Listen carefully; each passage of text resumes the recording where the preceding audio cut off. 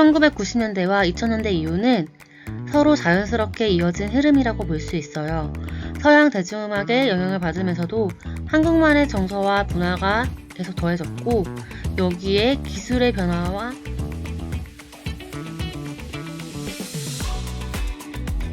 안녕하세요. 2025학년도 겨울방학 샘튜브 음악.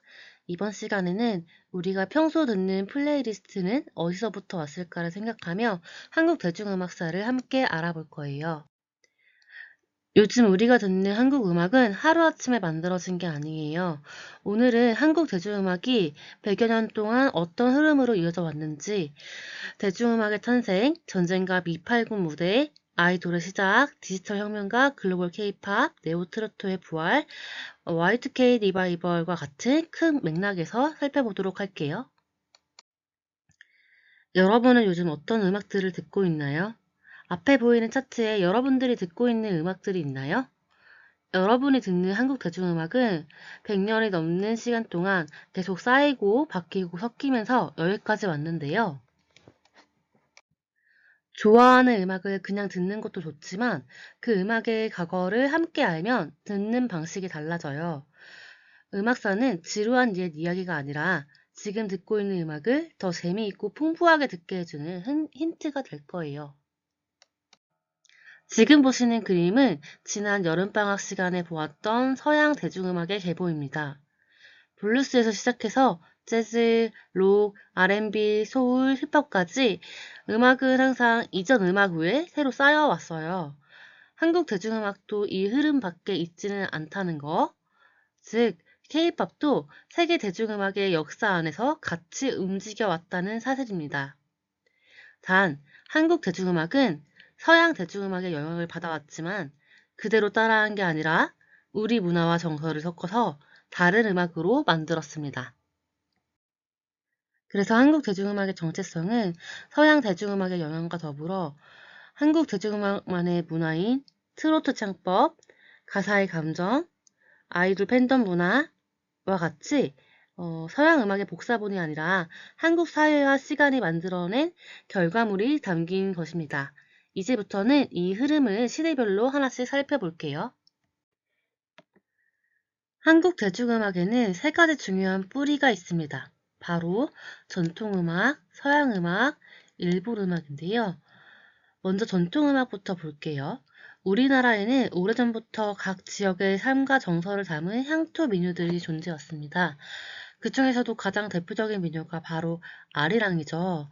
아리랑은 지역마다 가사도 다르고 선율도 조금씩 달라요. 하지만 공통적으로 담고 있는 감정이 있습니다. 바로 한, 이별, 그리움, 삶의 고단함 같은 정서인데요. 이런 감정 표현 방식은 이후 근대 대중가요에서도 계속 반복해서 나타나게 됩니다. 우리가 지금 알고 있는 아리랑의 선율은 아주 옛날 원형 그대로라기보다는 1926년 나윤구 감독의 영화 아리랑에 삽입된 창작 가요의 선율에 더 가깝습니다. 이 말은 무슨 뜻이냐면 전통음악이 과거에만 머물러 있던 게 아니라 영화 같은 대중매체를 만나서 대중가요의 형태로 재탄생했다는 거예요. 전통음악은 한국 대중음악의 감정적 뿌리 역할을 했다고 볼 수 있습니다. 두 번째는 서양음악의 유입입니다. 1882년 이모군란 이후 우리나라에는 처음으로 서양식 군악대 개념이 들어오게 됩니다. 그리고 1900년 독일인 음악가 프란츠 에케르트가 이왕직 양악대의 지도자로 오면서 본격적인 서양식 음악 교육이 시작됩니다. 이 시기를 통해 서양 악기가 우리나라에 본격적으로 소개되었고 기존 음악과는 전혀 다른 음색과 음질을 경험하게 됩니다. 또 서양 음악을 단순히 듣는 게 아니라 직접 연주하고 배울 수 있는 환경이 만들어졌습니다. 이 영향으로 학교 교육 안에서는 관악기를 중심으로 한 밴드 음악 문화를 형성하게 되기 시작합니다. 이 흐름 속에서 등장한 대표적인 곡이 바로 낙화유수입니다. 이 곡은 음반으로 발매된 노래 중 최초의 창작 가요로 알려져 있어요. 1927년에는 영화 주제가로 먼저 발표되었고 인기가 높아지면서 1929년에 음반으로 발매됩니다. 가수는 임에 대한 그리움을 담은 노래이고 4분의 3박자로 이루어져 있습니다. 마지막으로는 일본 음악의 영향입니다. 일본은 근대화 과정에서 서양 음악을 적극적으로 받아들였고, 그리고 이 서양식 대중음악이 우리나라로 들어오게 됩니다. 이때 우리나라에 들어온 노래들은 대부분 번안가요 형태였습니다. 번안가요란 멜로디는 그대로 두고 가사만 한국어로 바꾼 노래들인데요. 이렇듯 당시 대중가요가 완전히 우리만의 음악이라기보다는 여러 나라의 음악이 섞이면서 만들어졌다는 것을 알 수 있습니다. 정리해보면 한국 대중음악은 전통음악의 정서 외에 서양 음악의 형식이 더해지고 여기에 일본을 통해 들어온 근대 음악 문화가 겹쳐지면서 형성되었습니다. 일제감정기 대중음악의 출현과 관례를 살펴보도록 하겠습니다. 1907년 우리나라에서 첫 상업 음반이 등장합니다. 이전까지 음악은 주로 공연이나 구전으로 소비되었다면 이 시기부터는 음악이 녹음되어 상품처럼 유통되기 시작한 거예요. 이후 여러 음반 회사들이 생겨났고 그 중에서도 흔히 말하는 6대 음반 회사가 있습니다. 당시 대중이 어떤 음악을 듣게 될지는 이 음반 회사들의 선택과 방향에 크게 영향을 받았다는 뜻입니다. 이때부터 대중음악은 개인의 창작을 넘어 산업과 자본의 영향을 받기 시작했다고 볼 수 있어요. 다음으로는 대중음악의 갈래를 살펴보도록 하겠습니다. 첫 번째는 신민요입니다. 말 그대로 새로운 민요라는 뜻인데요. 기존 전통 민요를 대중가요의 형태로 바꾼 갈래입니다. 신민요의 음악적 특징을 보면 전통 음계 중에서도 특히 솔 음계를 많이 사용하고 3박자가 자주 등장합니다. 또 전통 장단과 서양식 리듬이 섞여서 나타나는 경우가 많습니다. 신민요는 전통과 대중음악을 이어주는 중간 다리 같은 역할을 했다고도 볼 수 있습니다. 두 번째는 트로트입니다. 여기서 말하는 트로트는 우리가 지금 알고 있는 트로트와는 조금 다릅니다. 우리가 알고 있는 트로트는 일제감정기 때 있었던 트로트 갈래가 아니라 광복 이후에 정착된 갈래고 원래 트로트라는 말은 차차차, 왈츠, 탱고처럼 리듬을 가리키는 말로 사용되었다가 나중에는 갈래명으로 굳어졌어요. 트로트는 일제감정기 당시 유행하던 일본 대중음악의 영향을 받았고 그래서 흔히 일본의 엔카에서 유래했다고 말합니다. 다만 중요한 건 엔카 자체도 서양 음악의 영향을 받아서 만들어진 음악이라는 점이에요. 트로트의 대표적인 예로는 목포의 눈물을 들 수 있습니다. 이 곡은 라시도 미파의 단조 음계와 두 박자 리듬이 결합된 아주 전형적인 트로트 구조를 보여줘요. 세 번째는 재즈송입니다. 여기서 말하는 재즈송은 우리가 생각하는 재즈만을 의미하지 않습니다. 팝송, 샹송, 라틴 음악까지 포함해서 서양 대중음악의 영향을 받아 만들어진 노래 전체를 통틀어 재즈송이라고 불렀습니다. 초기 재즈송은 서양 음악의 번안곡으로 시작한 경우가 많았고 제목이나 가사에 영어식 표현이 많이 들어가 서양적인 분위기를 강조했습니다. 네 번째는 만호입니다. 만호는 코믹송인데요. 당시 큰 인기를 끌었던 희극 형식인 만담에서 출발한 갈래입니다. 만호는 다른 대중가요나 달리 음악적 완성도보다는 가사와 이야기, 문학적 요소가 더 강조됩니다. 마지막으로 검열제도와 국군가요를 살펴보도록 하겠습니다. 1933년부터 첫 음반 검열이 시작됩니다. 이때 만들어진 기준이 치안 방해나 풍기문란을 이유로 노래가 금지되기도 했습니다. 전시체제로 들어가면서 이 통제는 점점 강해졌고 금지곡 목록도 따로 존재하게 됐습니다. 또 일제 말기에는 미국과 영국 음악이 금지되면서 재즈송과 같은 서양 음악도 더 이상 들을 수 없게 됩니다. 정리해보면 일제감정기 시대의 한국 대중음악은 음악 산업이 형성되고 갈래가 다양해지는 동시에 강한 검열과 통제 속에서 존재해야 했던 아주 복합적인 시기라고 할 수 있겠습니다.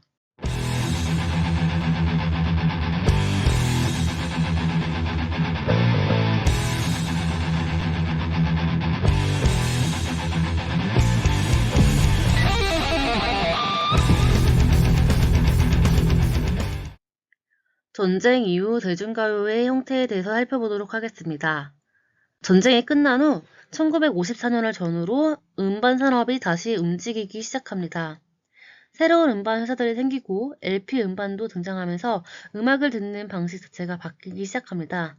다만 이때는 전후 복고 시기라 경제적으로 굉장히 어려웠고 음반 산업의 규모도 크지 않았습니다. 그래서 이 시기 대중음악의 중심은 음반보다는 공연 중심 무대였습니다. 그 공연 무대의 핵심은 바로 미8군 무대였는데요. 미8군은 한반도에 주둔하던 미국을 대상으로 한 공연 무대를 말합니다. 이 무대에는 빅밴드, 가수, 댄서, 코미디언, 마술사 등 종합 엔터테인먼트 쇼였는데요. 미8군 무대는 미군을 위한 무대였기 때문에 예술적인 창의성보다는 원곡을 얼마나 똑같이 재현하느냐가 가장 중요했습니다. 그래서 이 시기 음악은 창작보다는 모방에 가까운 형태가 많았고 이 점에 대한 비판도 나중에 생기게 됩니다. 게다가 공연 수익의 상당 부분을 업체가 가져가기 때문에 연예인들의 실제 수입도 많지 않았습니다. 그럼에도 불구하고 미8군의 무대가 한국 대중음악사에서 굉장히 중요한 이유가 있습니다. 바로 이 무대를 통해서 팝 음악, 재즈, 로큰롤, 컨트리 음악과 같은 서양 대중음악이 직접 연주되고 몸으로 익혀졌다는 점이에요. 미군만을 대상으로 한 무대였지만 1960년대로 들어오면서 미8군 출신 음악인들이 방송과 일반 무대로 진출하기 시작합니다. 이때부터 팝 계열 대중음악이 한국 대중가요의 중요한 한 축으로 자리잡게 됩니다. 밴드 편성도 변화합니다. 초기에는 10명 이상, 많게는 20명 가까운 대편성 밴드가 많았는데 기타, 베이스, 드럼, 피아노를 기본으로 관악기와 현악기가 더해지 이른바 포 리듬 비반의 풀밴드로 바뀌게 되었고 서구 음악의 유행이 바뀌면서 점점 소편성 밴드, 즉 캄포 밴드가 주류가 됩니다. 기타 역할이 점점 중요해지고 이 사운드는 점점 록 밴드 음악에 가까워졌습니다. 이 흐름 속에서 등장하는 인물이 바로 신중현입니다. 신중현은 그룹 에드워를 결성하며 한국 록 음악의 출발점을 만든 인물입니다. 한편 대도시를 중심으로 댄스홀, 버라이어티 쇼, 음악 감상실, 음악 학원도 늘어납니다. 특히 기타 학원이 많아지면서 기타는 대중음악의 핵심 악기로 자리 잡게 됩니다. 이 시기 대중가요는 점점 트로트 계열과 팝 계열로 나뉘는 양상을 보입니다. 트로트 계열에서는 동백아가씨처럼 대중의 감성을 강하게 건드리는 노래들이 큰 인기를 얻었고 팝 계열에서는 노란샤스의 사나이 같은 곡을 시작으로 패티김, 윤복희 같은 가수를 등장하면서 팝 가요가 확실히 위치를 차지하게 됩니다. 그리고 1960년대 말 여기에 포크송이 더해지면서 한국 대중음악은 다음 시대로 넘어갈 준비를 하게 됩니다. 미8군 무대는 비판도 많았지만 한국 대중음악이 팝, 록, 사운드를 실제로 연주로 흡수한 가장 중요한 역할 통로였습니다. 한국 대중음악사에서 중요한 역할을 했던 미8군 무대의 전체적인 흐름을 정리해 보았습니다.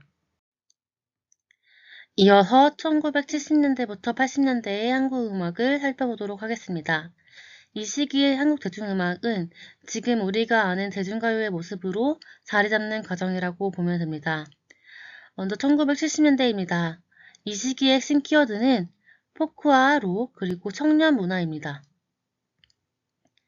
1970년대에는 자신의 감정과 생각을 직접 가사로 쓰고 노래하는 자작곡 중심의 음악이 본격적으로 등장하게 됐습니다. 통기타를 들고 노래하는 포크 음악 그리고 밴드 편성의 록 음악이 청년층을 중심으로 큰 공감을 얻었습니다. 록 음악도 이 시기에 본격적으로 자리를 잡습니다. 미8군 무대를 통해 들어온 록 사운드가 이제는 한국적인 정서와 결합해 밴드 음악으로 발전합니다. 이 흐름 속에서 신중현을 중심으로 한 록 음악은 기타 중심의 사운드와 강한 리듬을 특징으로 하며 이후 세대 음악에 큰 영향을 줍니다. 1980년대는 대중가요의 대형화, 산업화가 시작된 시기입니다. 이 시기에는 TV가 가장 강력한 매체가 됩니다. 음악은 공연장에서 듣는 문화보다 방송을 통해 소비되는 문화로 완전히 이동하게 되는데요. 방송을 중심으로 가수들이 스타가 되고 기획과 이미지, 콘셉트이 음악 못지않게 중요해지게 됩니다. 음악적으로는 감정을 강조한 발라드와 댄스 가요가 큰 인기를 얻게 됩니다. 이런 발라드와 댄스 가요의 흐름은 이후 1990년대 아이돌 음악으로 자연스럽게 이어지게 됩니다. 정리해보자면 1970년대는 청년 문화와 자작곡, 포크록의 시대, 1980년대는 방송 중심, 스타 시스템, 대중가요 산업의 완성기라고도 할 수 있습니다. 이제 이 시기를 이해하면 왜 1990년대에 아이돌, 댄스음악, 대중문화 산업이 폭발적으로 성장할 수 있었는지도 자연스럽게 연결해 볼 수 있겠습니다. 자유와 통제, 청년 문화와 대중화가 공존한 시기입니다. 1990년대에는 X세대가 등장했습니다. 자유와 개성을 중시하고 경제적으로 비교적 풍요로운 문화를 소비하고 10대가 주도하는 문화 그리고 다양한 장르의 새로운 취향이 탄생하게 됩니다. 1990년대는 우리 사회가 굉장히 큰 변화를 겪던 시기예요. 민주주의가 어느 정도 자리를 잡고 개인의 생각과 취향을 드러내는 문화가 점점 중요해졌죠. 이 시기에 등장한 세대를 방금 보았다시피 X세대라고 부르는데 이전 세대보다 훨씬 자유롭게 음악과 문화를 소비하게 됩니다. 대중음악도 이 흐름 속에서 단순한 유행을 넘어서 세대의 감정을 담아내는 역할을 하게 됩니다. 1990년대 한국 대중음악사의 중요한 특징은 서태지와 아이들의 등장입니다. 당시 주류였던 편안한 노래들 사이에서 랩과 댄스라는 파격적인 음악을 들고 나와 한국 대중문화의 판도를 완전히 바꾸어 놓았습니다. 그는 단순히 인기 가수를 넘어서 청소년들의 고민과 아픔을 대변하는 목소리가 되어줬고 음악적 실험 정신으로 한국 음악의 지평을 확장하였습니다. 이 영향으로 한국 음악이 더욱더 발전할 수 있었고 그래서 지금까지도 문화 대통령이라는 별명으로 불리우고 있답니다. 여러분은 1990년대 음악을 떠올리면 가장 먼저 어떤 장르가 생각나나요? 이 시기에는 발라드와 아이돌 음악이 성행하였습니다. 이 시기 발라드는 감정을 과하게 표현하기보다는 담담하면서도 깊은 감정을 전달하는 데 초점을 둡니다. 그리고 아이돌의 1세대가 등장했다는 것인데요. 이때부터 가수는 개인이 아니라 팀으로 기획되고 노래뿐 아니라 퍼포먼스, 이미지, 캐릭터까지 함께 만들어지기 시작합니다. 지금 아이돌 시스템의 기본 틀이 이때 만들어졌다고도 볼 수 있습니다. K-팝의 기틀을 마련한 1세대 아이돌의 등장과 더불어 주요 기획사가 정착되었습니다. 독보적인 트레이닝 시스템과 음악 스타일이 발전해왔으며 경쟁 구도 형성에 이르기까지 한국 아이돌 산업의 시작점을 보여주고 있습니다. 2000년대 들어서면서 음악을 듣는 방식이 완전히 달라지기 시작합니다. 인터넷이 보급되고 mp3 같은 디지털 음원이 등장하면서 이제는 음반을 사지 않아도 음악을 들을 수 있게 되죠. 음악은 훨씬 더 빠르게 퍼지고 누구나 쉽게 접근할 수 있는 콘텐츠가 됩니다. 이 변화는 단순히 편해졌다는 수준이 아니라 음악 산업의 전체 구조를 바꿔놓게 됩니다.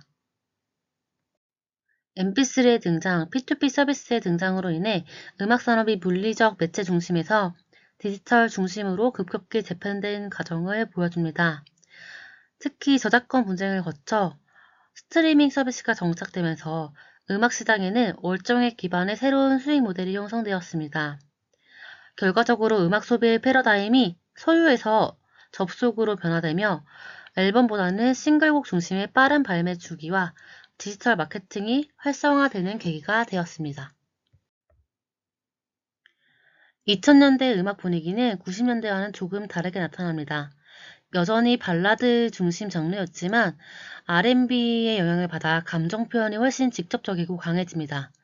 고음, 기교, 가창력이 강조되면서 노래를 얼마나 잘하느냐가 가수의 중요한 경쟁력이 됩니다. 이 시기에는 솔로 가수들이 크게 주목을 받고 보컬 중심의 음악이 대중적으로 큰 사랑을 받게 됩니다. 2000년대 이후에는 오디션 프로그램과 리메이크가 열풍되기 시작합니다.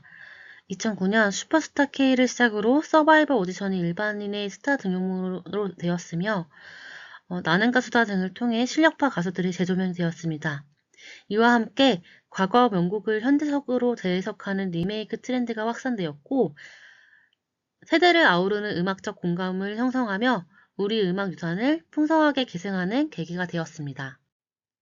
2012년 싸이의 강남스타일이 유튜브 최초 10억 뷰를 돌파하면서 한국적 정서의 글로벌 성공 가능성을 확인시켜 주었습니다. 이후 BTS와 블랙핑크 등 SNS와 유튜브 플랫폼을 기반으로 강력한 글로벌 팬덤을 구축하며 언어의 장벽을 넘어섰습니다.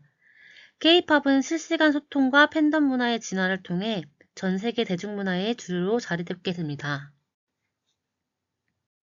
또한 2000년대 이후로 네오트로트가 부활했습니다. 2004년 장윤정의 어머나로 시작된 새로운 트로트 시대는 현대적 편곡과 세련된 이미지를 더하며 디지털 시대에 맞게 진화해 왔습니다. 특히 미스터 트롯을 통해 등장한 새로운 스타들은 폭넓은 팬덤을 확보하며 음원 차트를 장악하는 등 트로트 열풍을 주도했습니다. 이제 트로트는 10대부터 노년층까지 전 세대가 함께 즐기는 장르이자 K-팝과 함께 한국 음악의 장대축으로 성장하기 시작했습니다. 1990년대와 2000년대 이후는 서로 자연스럽게 이어진 흐름이라고 볼 수 있어요. 서양 대중음악의 영향을 받으면서도 한국만의 정서와 문화가 계속 더해졌고 여기에 기술의 변화와 결합되면서 음악의 형태가 계속 바뀌어 온 거죠. 이 흐름이 쌓이고 쌓여서 우리가 지금 듣고 있는 K-팝으로 이어지고 있습니다.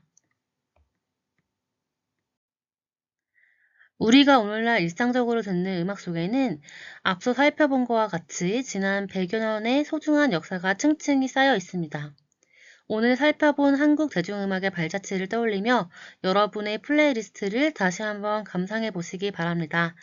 역사를 알고 듣는 음악은 여러분에게 더욱 특별한 감동으로 다가갈 것입니다. 감사합니다.